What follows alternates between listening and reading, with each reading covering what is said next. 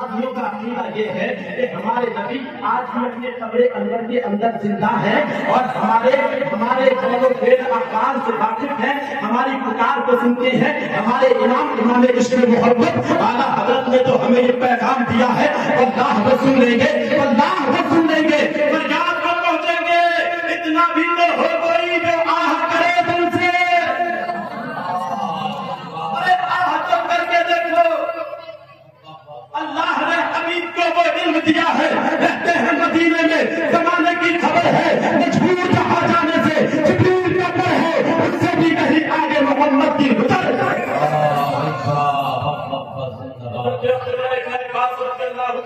فرماتے ہیں کہ میں چھوٹا بچہ تھا جس وقت رسول اللہ صلی اللہ علیہ وسلم کی ظاہری وفات ہوئی، رسول اللہ صلی اللہ علیہ وسلم نے ظاہری انتقال فرمایا۔ حضرت عبداللہ ابن عباس کہتے ہیں میں نے ایک انصاری لڑکے کو جو میری ہم عمر تھا، میرے برابر کا تھا، میں نے اس کا ہاتھ پکڑا اور کہا چلو رسول اللہ کے صحابہ ابھی موجود ہیں، آؤ ان سے کچھ علم حاصل کر لیا جائے، رسول اللہ کی حدیثیں اکٹھی کر لی جائے، اور کہیں ایسا نہ ہو کہ اصحاب چلے جائیں اور پھر لوگوں کو ضرورت پڑے، چلو علم حاصل کرے لیتے ہیں۔ حضرت عبداللہ ابن عباس نے جب اتنا کہا، اس انصاری لڑکے نے کہا عبداللہ ابن عباس تم بھی عجیب آدمی ہو، تم بھی عجیب آدمی ہو، ارے اتنے بڑے بڑے صحابہ کے ہوتے ہوئے تم سے کون پوچھے گا حدیث؟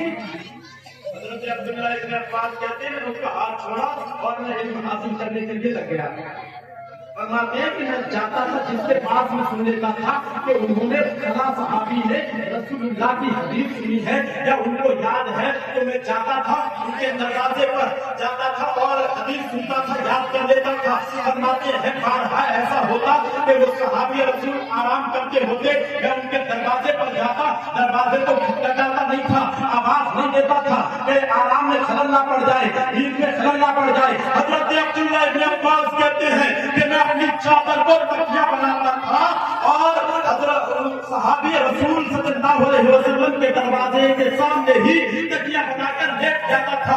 ہوا کے گرم تھپیڑے، ہوا کی گرم لو، ہوا کے گرم تھپیڑے میرے چہرے کو جھلسا دیتے تھے، لیکن جب وہ صحابی رسول اندر سے نکلتے تھے اور مجھے دیکھتے تھے تو کہتے تھے اے رسول اللہ صلی اللہ علیہ وسلم کے چچا کے بیٹے آپ کیوں آئے ہو، آپ کیوں آئے ہو؟ کہتے تھے کہ میں نے سنا ہے آپ نے رسول اللہ سے کوئی حدیث سنی ہے۔ کہتے ہیں کہ میں جب یہ کہتا تھا تو وہ کہتے تھے عبداللہ ابن عباس کیا ضرورت تھی تمہیں آنے کی، آپ نے خبر بھجوا دی ہوتی ہم آپ کے پاس خود آ جاتے۔ حضرت عبداللہ ابن عباس کہتے ہیں کہ میں کہتا تھا نہیں حضرت مجھے اس کام کے لیے خود ہی آنا تھا۔ حضرت عبداللہ ابن عباس کہتے ہیں میں صحابہ کرام سے حدیثیں لیتا رہا، یاد کرتا رہا، ایک وقت وہ آیا کہ جب رسول اللہ کے سارے صحابہ دنیا سے تشریف لے گئے، ایک کے بعد ایک دنیا سے تشریف لے گئے، تو لوگ میرے پاس آتے تھے، رسول اللہ کی حدیثیں سنتے تھے۔ وہ انصاری لڑکا جب دیکھتا تھا لوگوں کو میرے پاس آتے ہوئے، ضرورت کے لیے آتے ہوئے، تو کہتا تھا اے عبداللہ ابن عباس تم عقل مند نکلے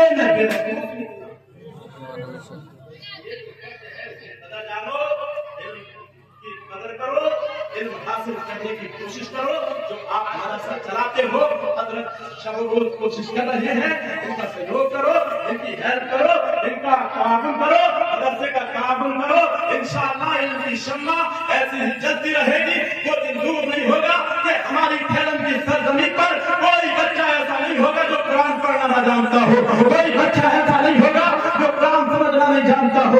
ہر ایک بچہ ہمارا قرآن پڑھے گا اور انشاءاللہ جب قرآن پڑھے گا ہمارے گھروں میں خیر و برکت کا نزول ہوگا۔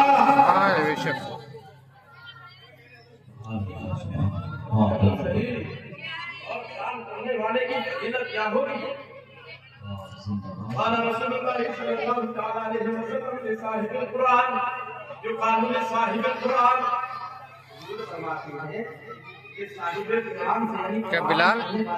بلال جان سو رہا ہے کیا؟ کیا کہا جائے گا؟ ایک سنو ورتھی کما كنت तुरंत चीजों की दुनिया कि कुरान पढ़ और तरतीब से पढ़, जैसे तू दुनिया में तरतीब से पढ़ता था। जब जब तू पढ़ता जाएगा, कुरान पढ़ता जाएगा, तेरी मंजिल, तेरा मकाम बढ़ता जाएगा। जहाँ कुरान की तू आखिरी आयत खत्म करेगा, वही जन्नत में तेरा मकाम होगा। चाहिए कि हम अपने बच्चों को कुरान पढ़ाएं। एक हदीस का मफ़हूम और नोट कर लीजिए।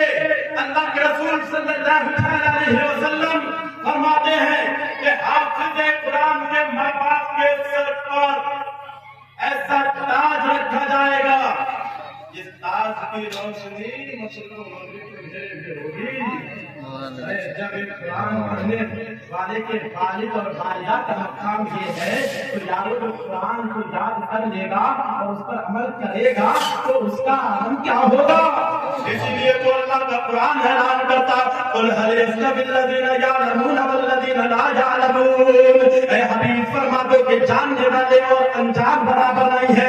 लिहाजा मेरे अजीजों, हमें इल्म हासिल करना चाहिए, एजुकेशन के मैदान में आगे बढ़ना चाहिए, कुरान को समझना चाहिए, कुरान को पढ़ना चाहिए। आज जरूरत है तलवार की जरूरत नहीं है, हथियार की जरूरत नहीं है, बम और गोलों की जरूरत नहीं है। आज जरूरत है तो एजुकेशन की जरूरत है। आप अपने बच्चों के हाथ में बैट और बॉल दो मत दो, हमें कोई परवाह नहीं, लेकिन हाँ हम कहते हैं आप अपने बच्चों के हाथ में कलम दे दो, दवात दे दो, अपने बच्चों को कुरान पढ़ाना सिखा दो।